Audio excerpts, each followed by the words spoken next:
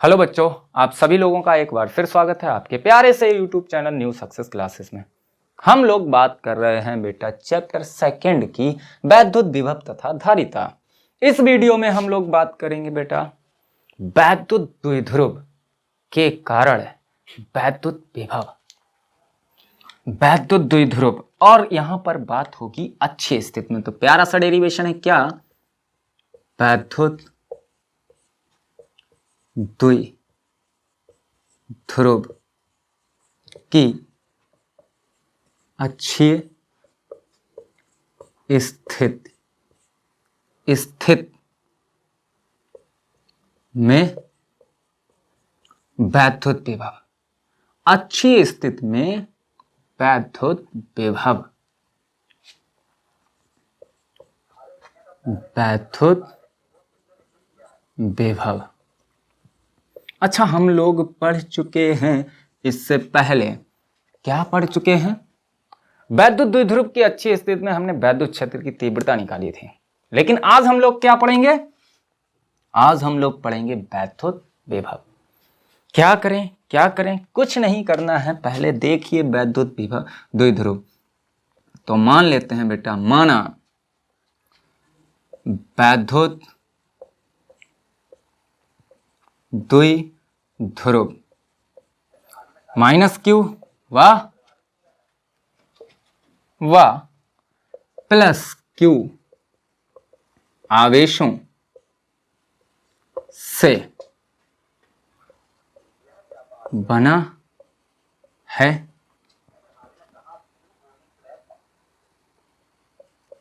जिनके बीच की दूरी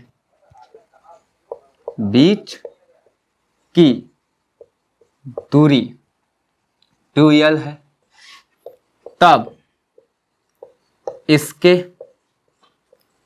मध्य बिंदु O से R दूरी पर अच्छी स्थिति,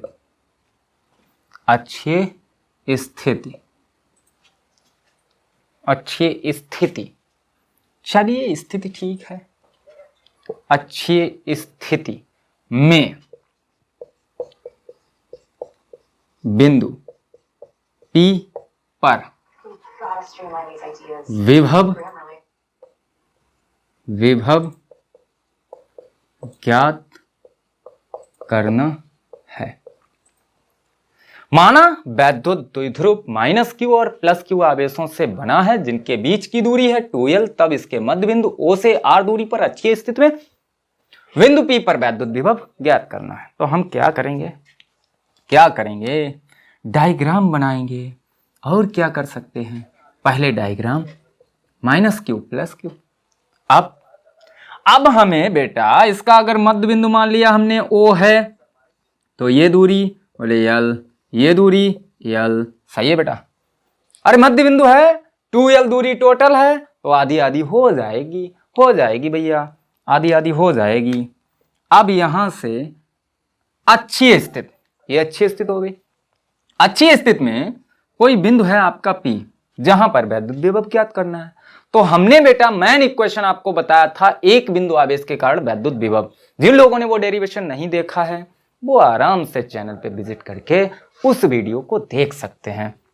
हमें निकालना है बेटा ये दूरी, इस दूरी की जरूरत पड़ेगी। तो ये दूरी कितनी होगी बेटा? इसके मध्य बिंदु से क्वेश्चन कह रहा है, या हमने मान रखा है कि मध्य बिंदु से बिंदु P की दूरी है कितनी? R।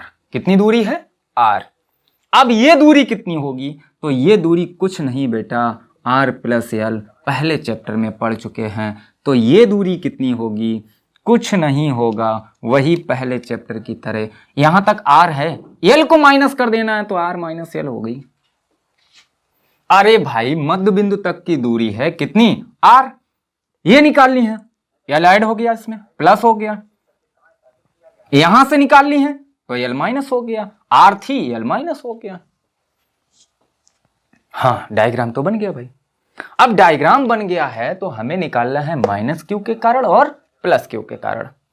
और फिर उसके लिए भी हमने बताया, आपको अगर कहीं पर 2 या 2 से अधिक बिंदु आवेश के कारण वैद्युत विभव निकालना हो तो इसके लिए एक डेरिवेशन है, हम करवा चुके हैं। हमें कुछ नहीं करना होता है, अलग अलग बिंदु आवेशों के कारण वैद्युत विभव निकाल के ऐड कर देना होता है। चलिए स्टार्ट करते हैं। क्या लिखेंगे? तब -q के कारण P पर वैद्युत विभव, तो P पर वैद्युत विभव कितना होगा? V1 बराबर माइनस है, माइनस लग गया K Q अपॉन दूरी कितनी है?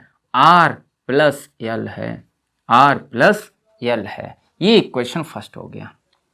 अब प्लस Q के कारण निकाल लीजिए। प्लस Q के कारण P पर वैद्युत विभव, तो V2 इक्वल कितना होगा? ये प्लस का है, ये प्लस का है, तो R minus L। Equation second.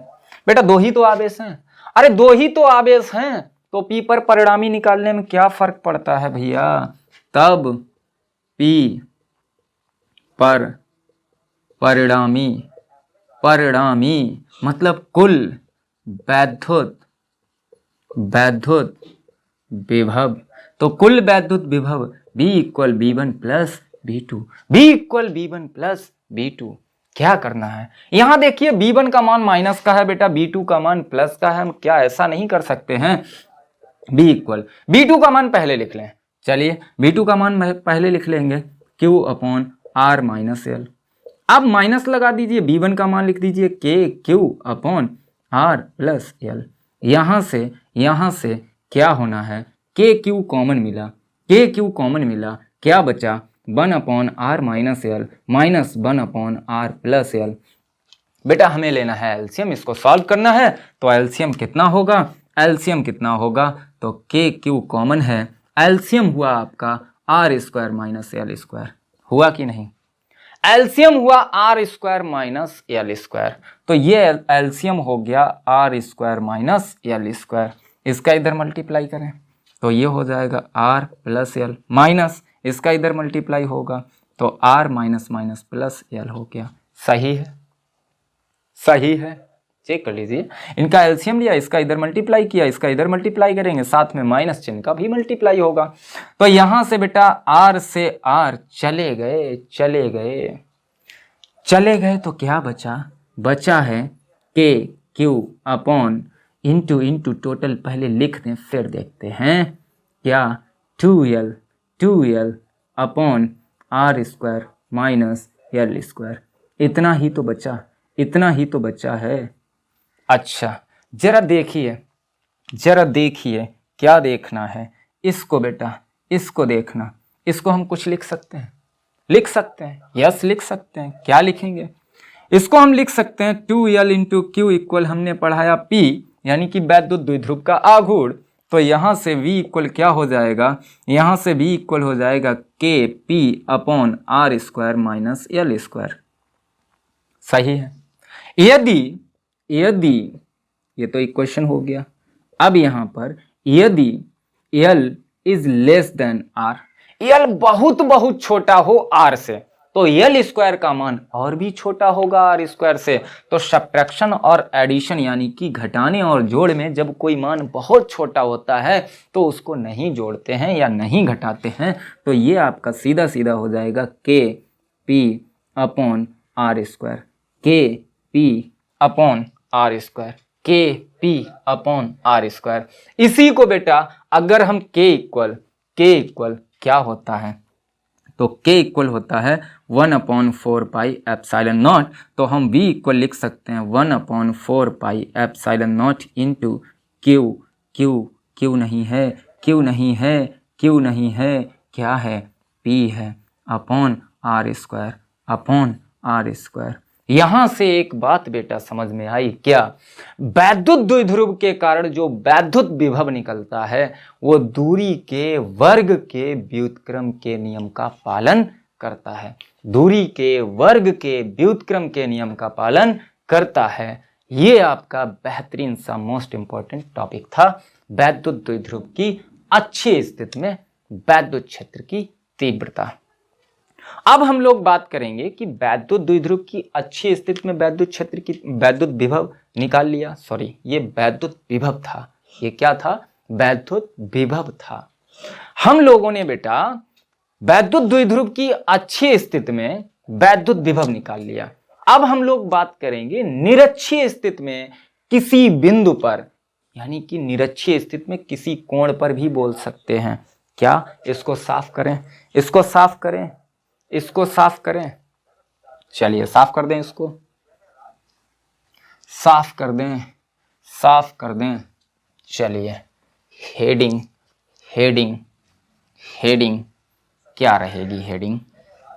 तो हेडिंग रहेगी बेटा वैद्युत द्विध्रुव की निरक्षीय स्थिति में किसी बिंदु पर, किसी बिंदु पर वैद्युत विभव, निरक्षीय स्थिति में किसी बिंदु पर वैद्युत विभव। चलिए हेडिंग वैद्युत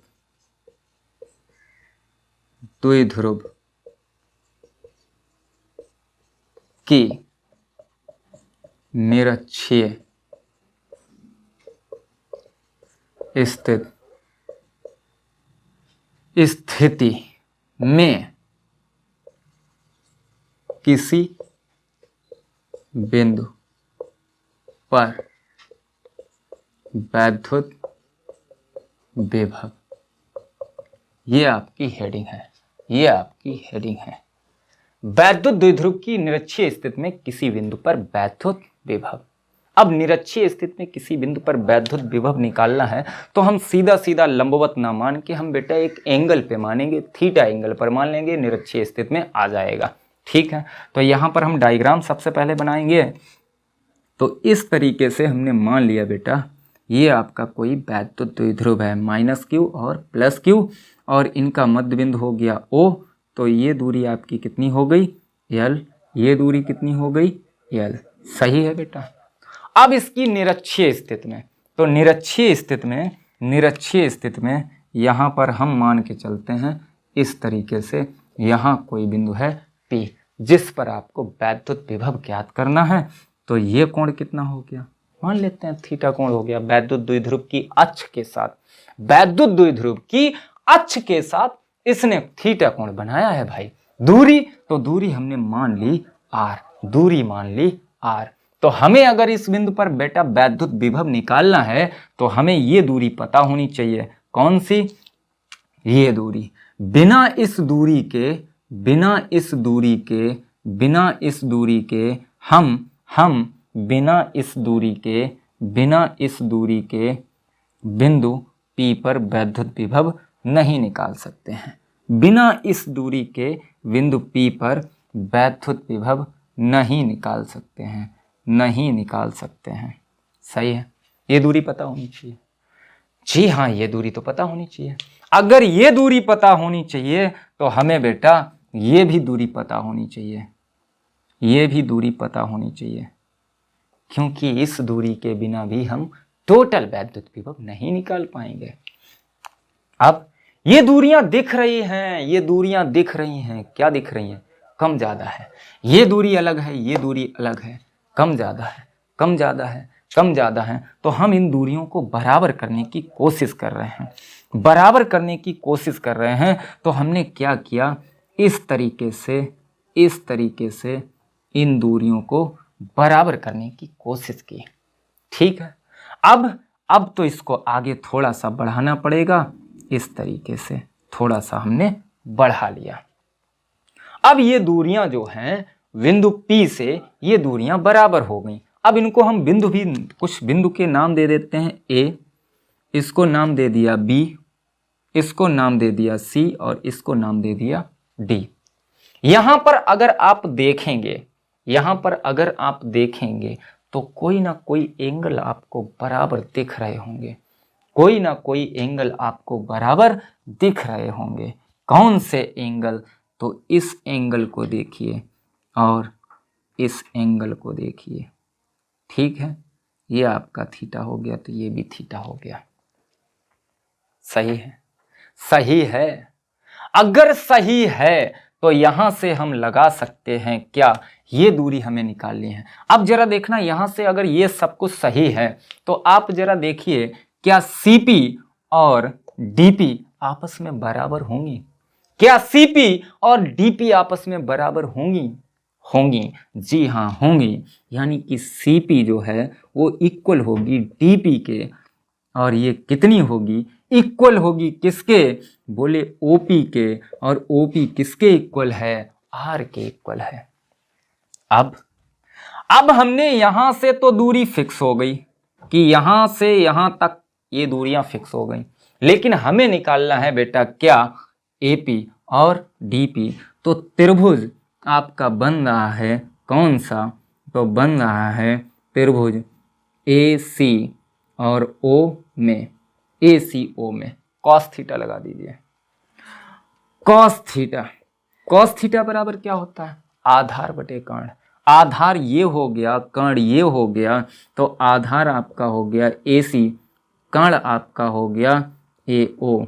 तो कॉस थीटा इक्वल आपका हो जाएगा AC का मतलब AC ही रहने दीजिए, AO का मतलब L है। यहाँ से क्रॉस मल्टीप्लाई करेंगे, AC इक्वल हो जाएगा L कॉस थीटा। समीकरण नंबर 1, L कॉस थीटा। सही है। अच्छा, सेकंड दूरी की बात करते हैं। तो सेकंड दूरी बेटा किस तरीके से हमें मिलेगी? तो यहाँ पर त्रिभुज है आपका क्या? BDO।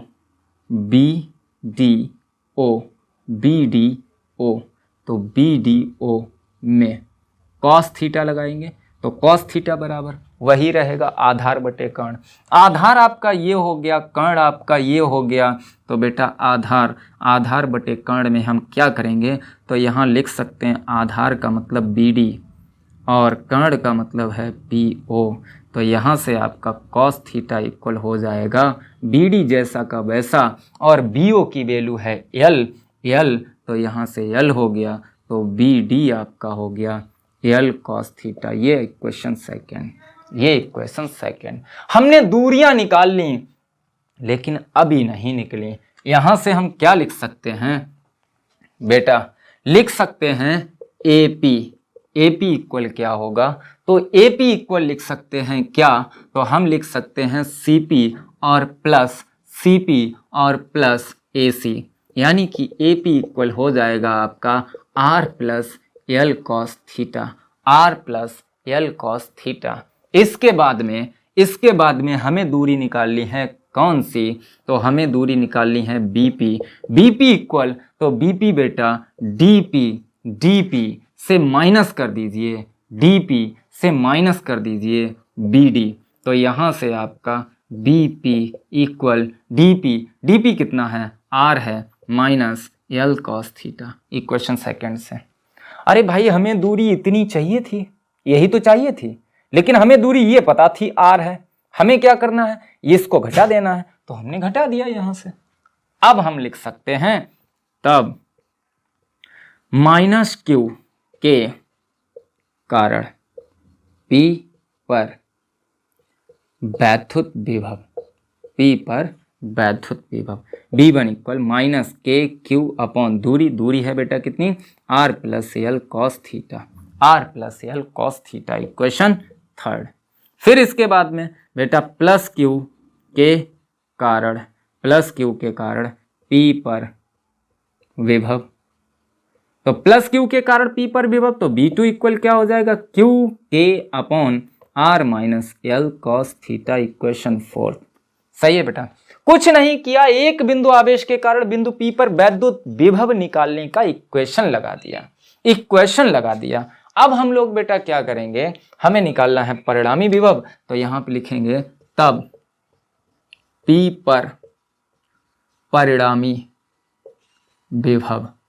तो P पर परिणामी विभव के लिए हम क्या करेंगे? तो V equal B1 plus B2। अभी जो किया था, B1 का मान माइनस का है, B2 का मान प्लस का है। हम क्या करें? पहले लिख लेते हैं B2।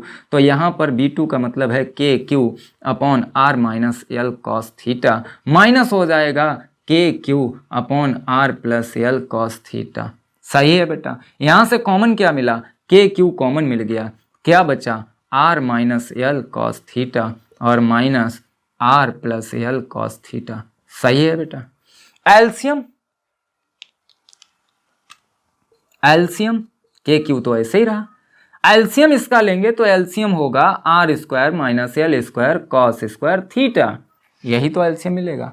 इसका इधर मल्टीप्लाई, मल्टीप्लाई सही है, एलसीएम सही है तो मल्टीप्लाई कर दीजिए, तो R plus L cos theta minus इसका मल्टीप्लाई करेंगे तो आर हो गया माइनस का और माइनस माइनस हो गया plus L cos theta, L cos theta. देखिए भाई साहब, जब भी हमने सॉल्व किया कहीं ना कहीं कुछ ना कुछ कैंसिल हुआ, तो v इक्वल के क्यू क्या बचा इनटू में बेटा एक आर एल ये है, एक आर एल ये है, सॉरी एल कॉस थीटा, एक एल कॉस थीटा ये है, एक एल कॉस थीटा ये है, दोनों मिलके आपके हो जाएंगे कितने, 2l cos theta, 2l cos theta upon में क्या है, R square minus L square cos square theta. ये आपका प्यारा सा डेरिवेशन हो रहा है। नजरों को बनाए रखें, नजरों को बनाए रखें। इसको हम क्या लिख सकते हैं बेटा, इसको क्या लिख सकते हैं, चूंकि P इक्वल होता है 2l इंटू क्यू, तो ये आपका हो जाएगा V equal K P cos theta upon आपका R square minus L square cos square theta. बेटा अभी हमने जाना था कि एल जो है बहुत बहुत छोटा है, एल जो है बहुत बहुत छोटा है आर से, तो इसका मतलब है एल स्क्वायर और भी अधिक छोटा होगा आर स्क्वायर से, तो एल स्क्वायर को नगण्य मानकर छोड़ देंगे, साथ में कॉस स्क्वायर थीटा ये भी चला जाएगा, तो v इक्वल आपका क्या, के पी कॉस थीटा अपॉन क्या आर स्क्वायर। हाँ ये बात ध्यान रखना, ये छोटे और बड़े की कहानी बेटा सिर्फ माइनस और प्लस में चलती है। अगर दो राशियों को जोड़ना है, उसमें से एक राशि छोटी है एक बड़ी राशि है, ठीक है, बहुत ज्यादा छोटी हो और एक दूसरी बहुत ज्यादा बड़ी हो, तब छोटी को हम नगण्य मानकर छोड़ देते हैं। तो ये सिर्फ जोड़ और घटाने में चलता है, लेकिन यहाँ गुणा हो रहा है, इसलिए इस कॉस ऊपर वाले कॉस थीटा को नहीं छोड़ेंगे। तो ये आपका प्यारा सा आंसर हो गया। मात्रक क्या रहेगा, तो मात्रक रहेगा बोल्ट। यहाँ से के इक्वल अप्लाई कर सकते हैं 1/4 पाई एप्सिलॉन नॉट, ठीक, तो यहाँ से आपका इक्वेशन क्या बन जाएगा, तो इक्वेशन बन जाएगा बेटा b equal 1/4 pi epsilon naught into P cos theta upon R square. ये बन गया इक्वेशन। अब ये इक्वेशन बन गया, तो अगर इसकी हम कंडीशन को जान लें कि कैसे क्या कंडीशन होगी, इससे जो अभी हमने इससे पहले जो डेरिवेशन करवाया उसको भी हम सॉल्व कर सकते हैं। कैसे, जरा देखिए, इसको साफ कर दें बेटा, थोड़ा सा साफ कर दें, थोड़ा सा ही साफ करेंगे, क्योंकि थोड़े से में थोड़ा सा चलिए थोड़ा सा यहाँ पर साफ कर रहे हैं। इतना साफ कर दिया, ठीक है, इतना सा साफ कर दिया। अगर यहाँ पर कंडीशन पहली क्या रहेगी, यदि P अच्छी स्थिति में हो, ठीक है, यानी कि थीटा इक्वल कितना होगा, 0। अगर ये बिंदु P इस रेखा पर होगा, इसकी अक्ष पर होगा, अगर बिंदु P अक्ष पर हो या अच्छी स्थिति में हो, तब थीटा बराबर 0 होगा। थीटा बराबर 0 होगा तो b इक्वल अप्लाई कीजिए 1/4 pi epsilon naught into P और cos 0 upon R square. Cos 0 की वैल्यू कितनी होती है बेटा, कॉस 0 की वैल्यू कितनी होती है, 1, तो यहाँ से क्या हो जाएगा, यहाँ से हो जाएगा v equal 1/4 pi epsilon naught into P upon R square. वही निकला अच्छी स्थिति का व्यंजक। अगर यदि थीटा इक्वल 90 डिग्री, अगर ये बिंदु P ठीक लंबवत हो, अगर बिंदु P ठीक लंबवत हो, तब तो v इक्वल आपका 1/4 pi epsilon naught into P cos 90 upon आपका आर स्क्वायर। अच्छा, कॉस 90 की वैल्यू कितनी होती है, 0, तो ये कितना हो जाएगा, 0। तो इस तरीके से हम अच्छी स्थिति में किसी भी बिंदु पर थीटा का मान बदलिए आप, किसी भी बिंदु पर अक्षीय स्थिति में, निरक्षीय स्थिति में, यानी कि किसी भी बिंदु पर वैद्युत द्विध्रुव के कारण हम वैद्युत विभव ज्ञात कर सकते हैं। आशा करता हूं कि आपके अच्छा सा समझ में आया होगा। इस वीडियो में इतना ही। अगले वीडियो में आप सभी लोगों से फिर मुलाकात होगी। तब तक के लिए आप बने रहिए हमारे साथ। धन्यवाद।